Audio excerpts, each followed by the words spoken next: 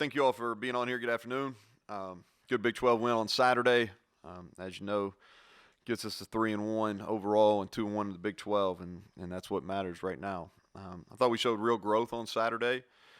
Overcame a very poor start to pull away with a convincing win. Things went probably about as bad as they could early on in that game, and proud of how our staff and players really handled the adversity in the first quarter and played through it, made adjustments. Not sure we would have reacted that way a year ago. Probably the Texas Tech game from a year ago is a good example of that. And enjoyed having fans back at Mountaineer Field. Look forward to getting back home to them again on Halloween. Glad that's a noon kickoff as well. Quick recap of the game. Special teams, just disappointed in how we played. I thought Kansas outplayed us in special teams. We had 3 penalties, kickoff return for a touchdown. We're not punting the ball with enough distance. Kickoff return, we had to start a drive because of a penalty on the 6-yard line. Our punt return, I really felt like we should have blocked 2 punts in that game. Got a 2 penalties on that unit, which is uncalled for. And then the last touchdown, our kickoff cover. I don't know if of the 11 guys out there, I don't think we had one guy do what they were supposed to do. You know, we had all backups in there, but just uncalled for. I thought the positive special teams wise, we had 2 inside the 10, 2 punts inside the 10. So our pooch game has been pretty good, and our field goal protection continues to be better, which was a point of emphasis. And then Sinkfield, I thought, did a really nice job. Outside of one he didn't field, I thought he did a nice job in the punt return game. And so, but not real pleased with the special teams. We invest a lot of time. We expect to be better, and we need to be better this week. Offensively, talk about the negatives first. 2 turnovers, really poor start. And then probably the most disappointing thing for me was just the 0 for 2 on the sudden change. That's something we've got to get better at. Defense gives 2 turnovers to the offense there on short fields and no points. That's disappointing. Positives, 82 plays, 544 yards, really controlled the clock. Really good on first down, which has also been a point of emphasis. And then 4 for 4 in the red zone with touchdowns, and then 13 explosive plays, which is something that we really worked on the bye week. And we were able to hit on some shots. We called over 12 shot plays in the game. So that was good. Defensively, the negatives, first of all, we allowed them both times we had them backed up. We allowed them out of our own end zone, which we can't afford to do moving forward. Disappointed how some of our defensive guys are playing on special teams. We're playing with great effort and energy and physicality on the defensive side of the ball, and we expect the same when those guys line up on our special teams units. We're not getting that right now. Positives, 2 takeaways. We had 5 sacks, 11 TFLs. 2-point yards per rush, and 7 first downs in a game. One of them being penalty. That's big time. And so, next thing I want to do is kind of congratulate our guys that won the Big 12 Player of the Weeks. Obviously, being the only game that helps, but I thought all 3 award winners really played outstanding in the game. Letty Brown, we've talked about him a bunch. He was the difference for us offensively. And then Josh Chandler has played really at a high level back-to-back games now versus Baylor and Kansas. And then Akeem Mesidor, true freshman that we're excited about. Not only did he get the Big 12 newcomer, but he also won a couple of national freshman awards as well. So that's I think the future is really bright for him. Our awards that we give in-house, kind of run through those. Offensive line award, I think for the second consecutive game, graded out at 87%. Had the most production points, played every single snap, had great energy, really done a nice job from a leadership standpoint. So the O-lineman of the week was Chase Barrett. Special teams player Kyle Poland. Perfect snaps, good operation, really underrated in his coverage ability. He's done a nice job being either the first or second down on our punt team. Defensively, in the way we do these, we don't. If they win a conference or a national award, we usually give it to somebody else in-house. I thought our defense player of the week was Jeff Pooler. Played his best game that I've seen. Best game as a Mountaineer. And it really goes back to effort. He made all kinds of effort plays, flew around, 2 sacks, 2.5 TFLs. Just really impressed with how he played. Offensive player of the week, Bryce Wheaton, 5 receptions, 89 yards, blocked the best he's blocked on the perimeter. He continues to keep coming. I thought this was a positive step for him. Our new blue collar award goes to a guy that starts on our punt team at the gunner. Did an outstanding job there. He's on the front line of kickoff return. Made all 3 of his blocks on that. He was on our punt return unit where he was successful on all his blocks, what we were asking him to do. Really blocks well on the perimeter. He had 2 receptions for 50 yards, and that's Reese Smith wins the Blue Collar Award for this week. Juice guy, the guy that does best on the sideline, somebody that you hear me mention a lot because I think he's a glue guy. He's a great guy to have in our program. He really stands for a lot of things I think are positive about being a Mountaineer, and that's Drew Joseph. And then our scout team players of the week, this week, special teams, Lorenzo Dorr, who does a great job giving a look and really earned a scholarship doing that. And then Avarius Sparrow is the offensive scout team player of the week. He earned himself an opportunity to get a couple carries in the game. And then defensively, another freshman we're excited about, Taurus Simmons. Those are the scout team players of the week. And so those are the award winners. In a wrap-up, good win.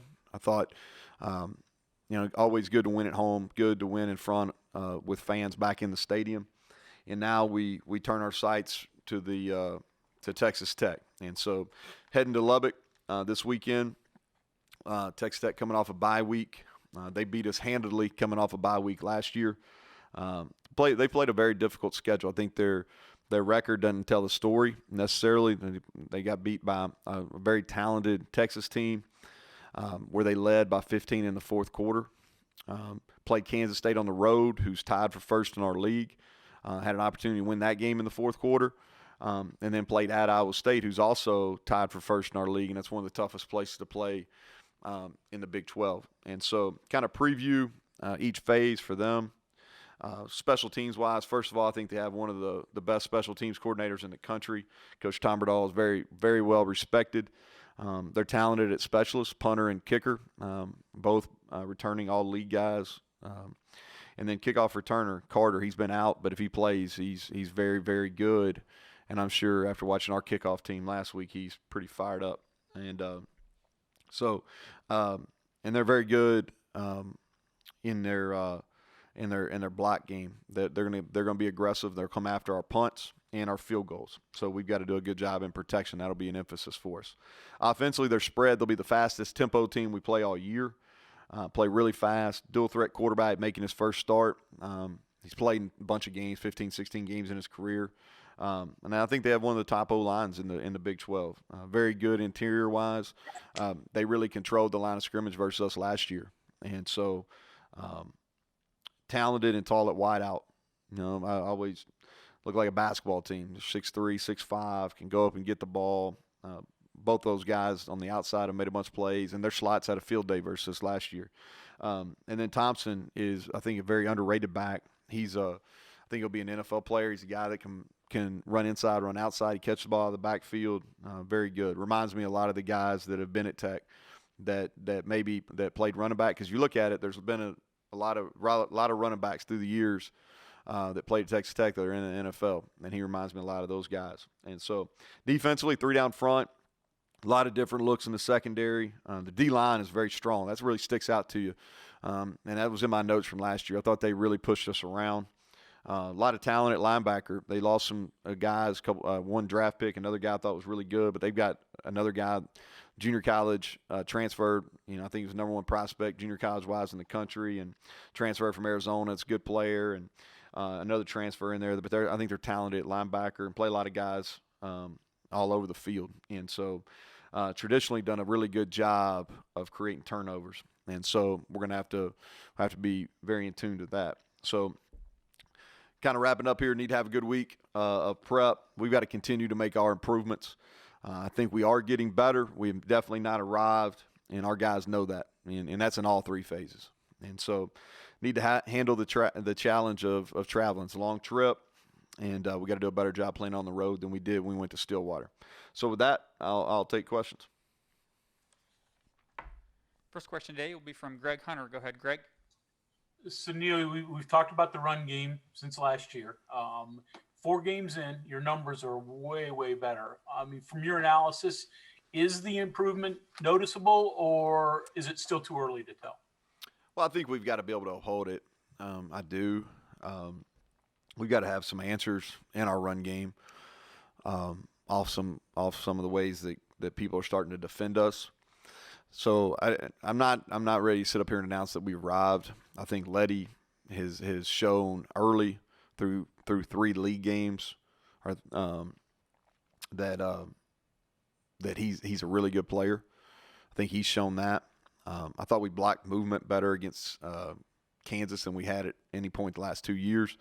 But we're getting ready to go in this stretch. That's kind of what I was saying, Greg, after the game. I think these next really 4 weeks will kind of be the tell. You ask me this in a month, I'll have a really firm answer for you, as far as how much improvement. We're definitely better, but how much, I think the next 4 weeks will tell.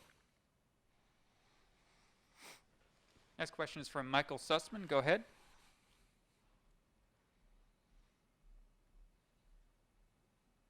Go ahead, Michael.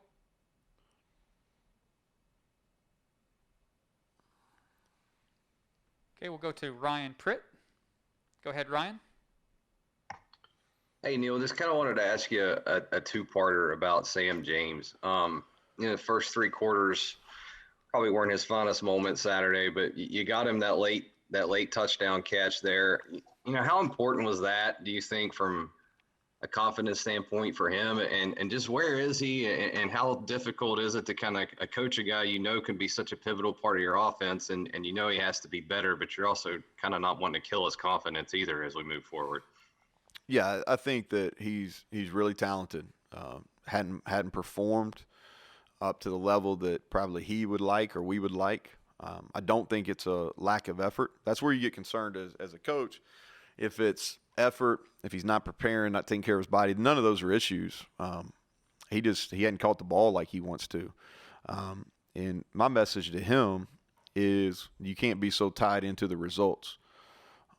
What you can control is how you prepare, how hard you play, doing your job, and then part of that preparation is catching balls and things like that. So, he's not a guy that we're giving up on by any means. He's a guy we have a lot of trust in. He's made a bunch of plays here over the last 2 years. He will make plays for us this year. Going through a little bit of a case of the drops. I think he'll bounce back. That's one of the major reasons we got him in there, wanted to get him that ball, and we felt like it had a good chance to score, and that will. And then I wanted him to understand that not only his teammates, who they fully support him, they believe in him, but also the staff, we believe in him too, and I think you'll see him bounce back. Okay, Michael, we'll try it again. Can you hear us?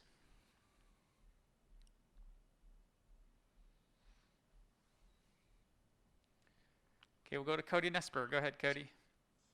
I just wanted to ask you a couple, I guess, personnel questions. The one just with Jarrett obviously going back to his hometown to play. Just where's he at? Have you talked to him about that, or what that's going to be like?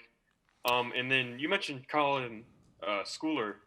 Is obviously he and Tony played a lot of football together. Is Tony able to give you like a scouting report on him, or have you talked to Tony about what Schooler can do? Yeah, so I'll probably have a couple of conversations with Tony later on today into tomorrow about Schooler. We haven't spoken on him. We've spoken, but we haven't talked about him necessarily. He'll be able to tell what kind of guy he is and all kinds of stuff. But they're running an entirely different system at Tech that they did at Arizona. Same with Tony.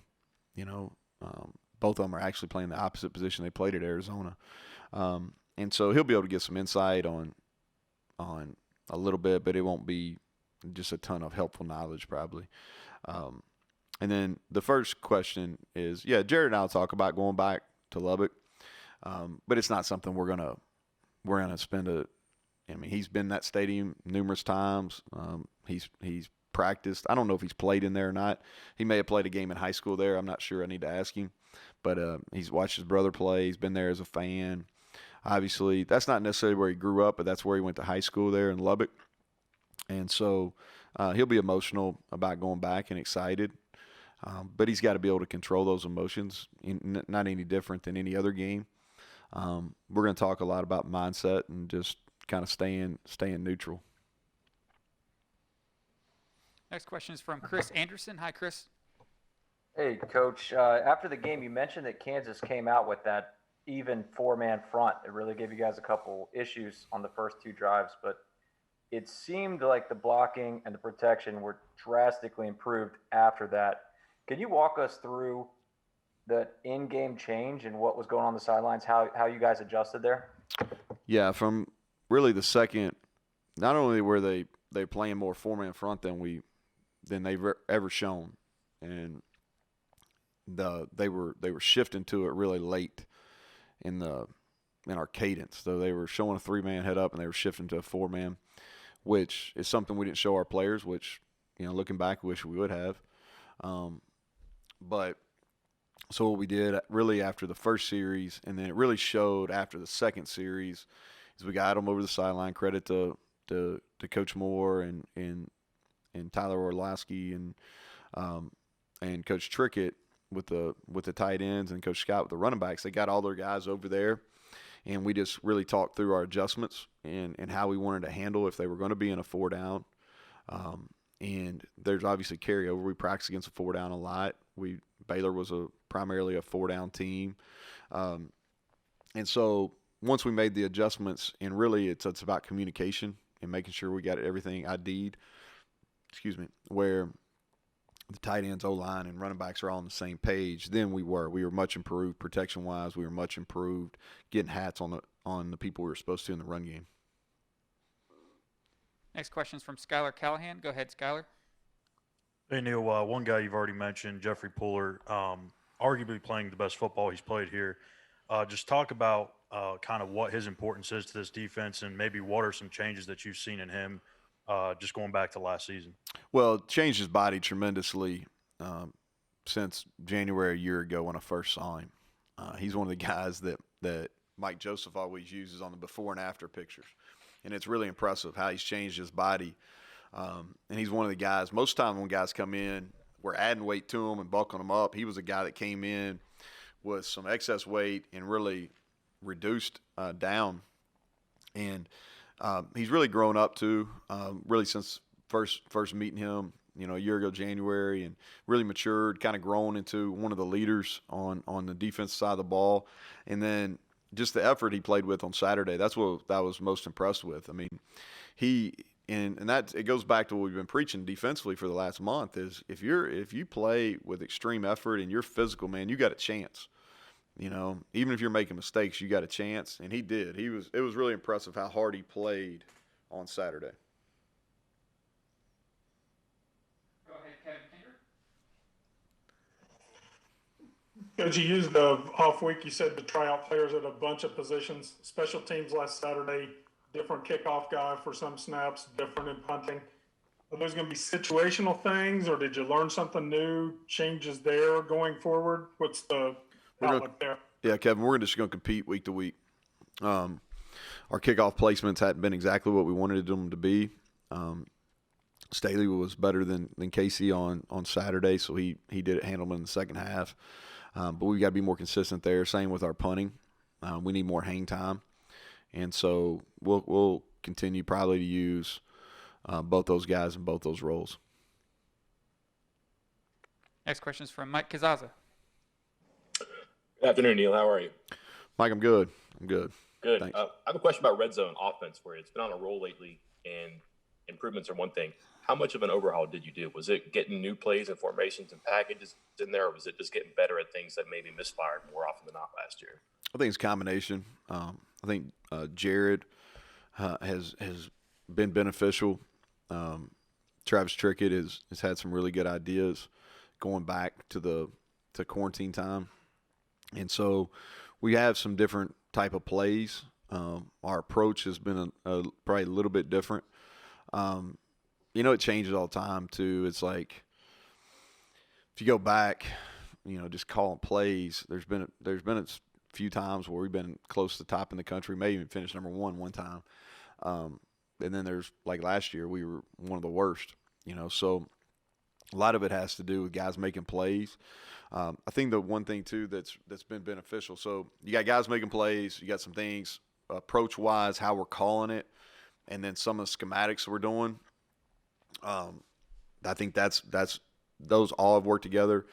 And then the really the last thing is we've always practiced it, but we practiced it more intentionally. Like I'm not sure there's been a day since we've been back the last whatever in July that we haven't done some type of red zone, or we call it score zone once you get inside the 12.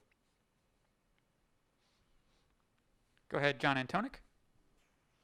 Drilling a little deeper here on their O-line, they've given up, 3 sacks and 187 pass attempts. They've got John, you don't want to talk about the 87-yard run?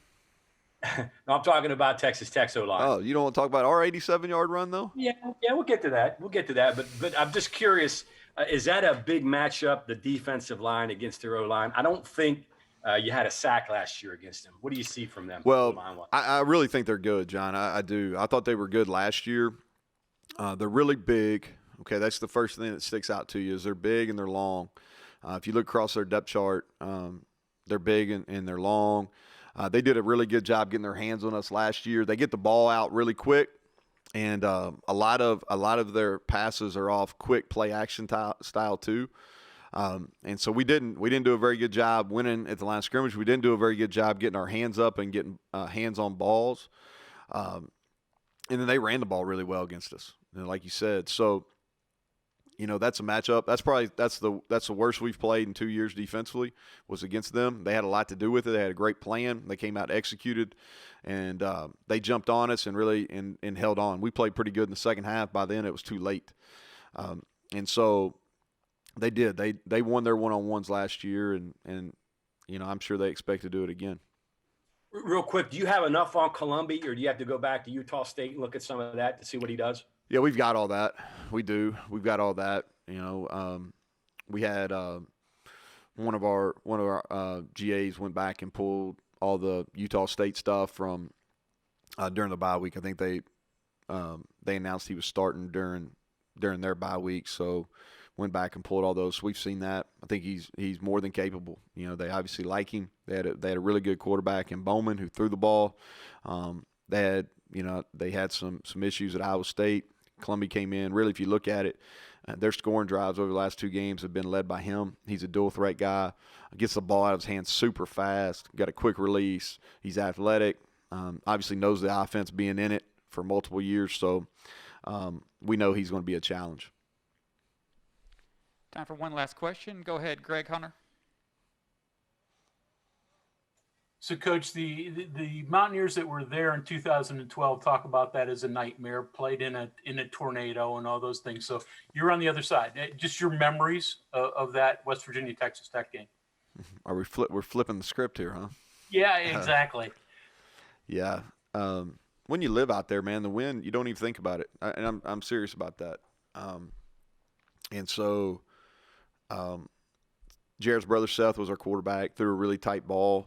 So the wind wasn't – when I first went out there in spring of 2010, and the wind blows more in the spring than it does in the fall, I remember Sonny Cumbie, who's OC at TCU now, was our inside receiver coach at the time. I'm like, man, like we're going to practice out there like this? He's like, this is kind of a normal West Texas day. And he told me something I'll never forget. And he said, hey, when you're recruiting quarterbacks here, you got to make sure their nose is tight. The nose of the ball is tight. If their nose wobbles, then you're going to have some issues. Well, Seth, he'll be fired up. I'm bragging on him, but he threw as tight a ball as you're going to see.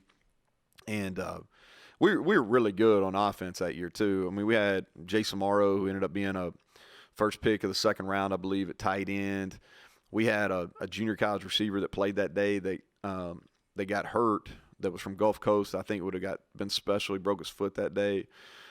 We had Eric Ward, who's one of the all-time leading receivers there. We had Jakeem Grant, who's still playing for the Miami Dolphins. These are off top. We had a kid named Derek Moore, who was a big physical receiver. And then we were good at running back too. We had DeAndre Washington, who's still playing in the NFL. I mean, we had some good players. We had Ladrian Waddle, who's an NFL guy. I mean, we were really talented. and West Virginia came in. I think they'd just beaten Texas the week before. And we played well on defense that day too at Tech, created some turnovers. And then in a lot of ways, it was similar to our game that we played against them last year. We jumped up. It was, that's been longer than I'd like to probably, it doesn't seem that long ago, but it was. And so we jumped up. I don't know if it was 21-0. It was quick.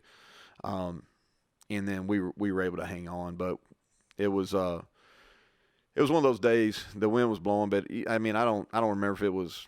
The people here say it was blowing real bad. I don't remember it that way. I know it was blowing some, but I don't really remember all the details of it. Okay, Coach. Thank you very much. Okay. All right. Thank you all.